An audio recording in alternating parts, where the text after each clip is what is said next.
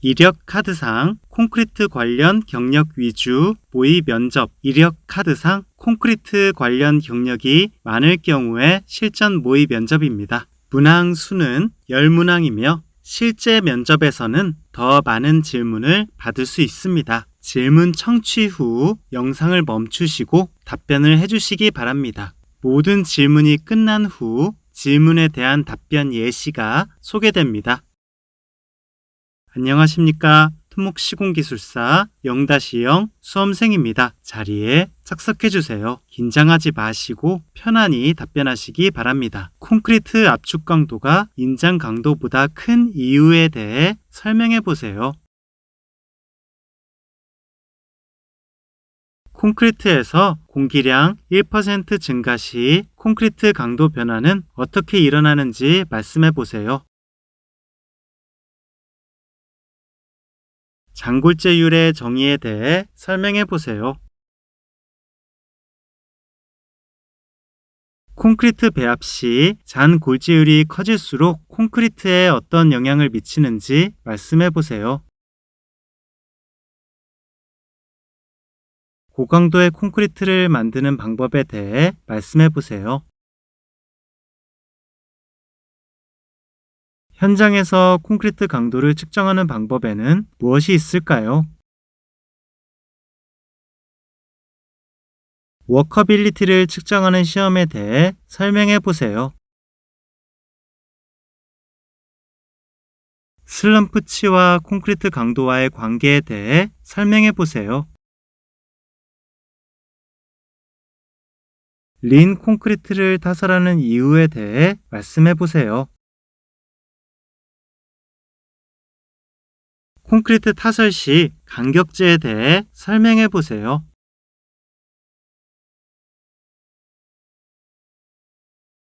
콘크리트 압축 강도가 인장 강도보다 큰 이유에 대해 설명해 보세요. 네, 교수님 질문에 답변 드리겠습니다. 통상 콘크리트의 압축 강도는 인장 강도보다 10배에서 15배 정도 더 큰데 저는 크게 두 가지 이유로 생각해 보겠습니다. 첫 번째, 골재 등 콘크리트 재료의 입자 자체의 압축 강도가 인장 강도보다 큰 경향이 있기 때문에 그 재료로 이루어진 콘크리트도 압축 강도가 인장 강도보다 더 큰 경향이 있습니다. 두 번째, 콘크리트 내부에는 많은 공극이 포함되어 있는데 콘크리트의 인장 응력이 작용 시 공극에 작용하는 인장 응력이 인접 공극으로 전달되고 이로 인해 공극 사이의 미세한 균열이 서로 연결되어 균열이 열리고 파괴되는 것이 인장 파괴의 과정인데 압축 응력 작용 시에는 이렇게 공극 간의 미세한 균열이 연결되어 열리는 영향을 받지 않기 때문에 즉 콘크리트 내부의 공극으로 인해 압축 강도가 인장 강도보다 더 크다고 생각합니다. 콘크리트에서 공기량 1% 증가 시 콘크리트 강도 변화는 어떻게 일어나는지 말씀해 보세요. 답변 드리겠습니다. 콘크리트에서 공기량이 1% 증가할 때마다 압축 강도는 약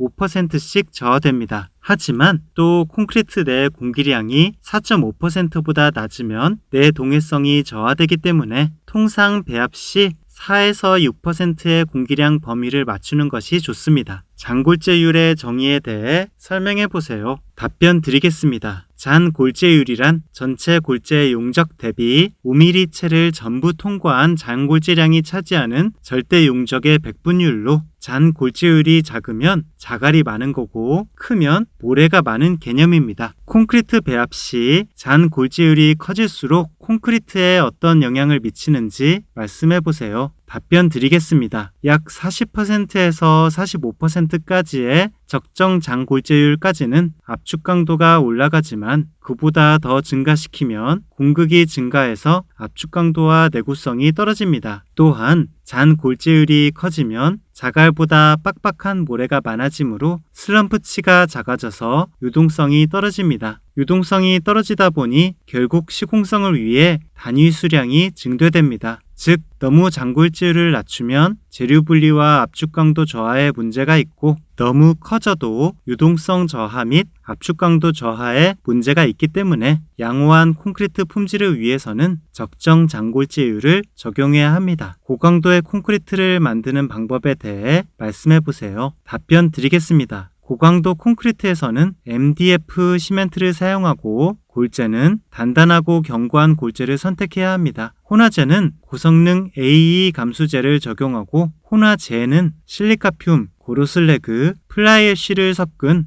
N성분계 혼합 시멘트를 적용하는 것이 좋은데 시험 배합을 거쳐 확인해야 합니다. 물 결합제비는 45% 이하로 해야 하고 굵은 골재 최대 치수는 최소한 40mm 이하로 하지만 가능하면 25mm 이하로 하는 것이 더 좋습니다. 시공 시에는 성능이 우수한 믹서로 비비고 오토 크레이브 양생을 하면 더 큰 강도를 얻을 수 있지만 현장에서 양생을 해야 하는 경우에는 수분 양생을 철저히 하는 등 품질 관리를 철저히 해야 합니다. 현장에서 콘크리트 강도를 측정하는 방법에는 무엇이 있을까요? 답변 드리겠습니다. 먼저 타설된 콘크리트를 파괴하지 않고 강도를 측정하는 비파괴 검사에는 반발 경도에서 강도를 추정하는 슈미트 해머법, 초음파 전달 특성을 활용한 초음파법, 양생 온도와 양생 시간을 활용해 강도를 추정하는 적산 온도법이 있습니다. 하지만 정확한 강도를 측정하기 위해서는 코어를 채취하여 압축 강도 시험을 실시해야 합니다. 워커빌리티를 측정하는 시험에 대해 설명해 보세요. 답변 드리겠습니다. 워커빌리티를 측정하는 시험은 보통 콘크리트를 대상으로 하는 슬럼프 테스트, 묽은 콘크리트를 대상으로 하는 플로우 테스트, 된 콘크리트를 대상으로 하는 구관입 시험과 비비 테스트가 있습니다. 그중 슬럼프 테스트의 시험 방법은 평판 위에 슬럼프 콘을 설치하고 슬럼프 콘 안에 비빈 콘크리트를 층당 10cm씩 3층에 걸쳐 나누어 넣되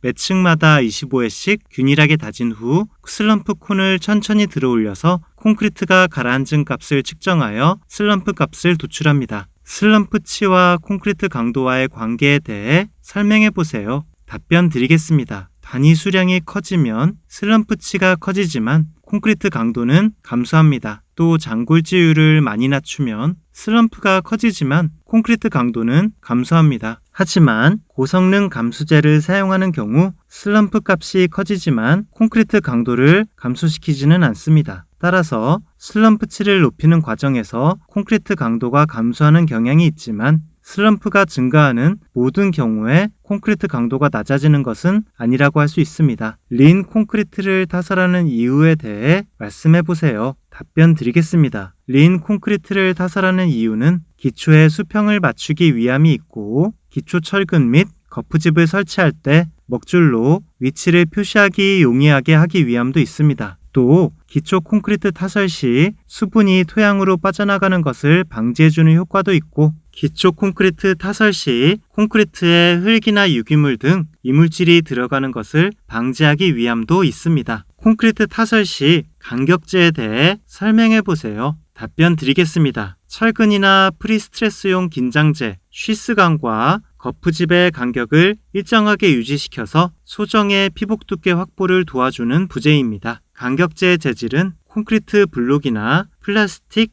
기성품을 사용합니다. 모범 답안을 기억하여 다시 한번 모의 면접 연습을 해봅시다.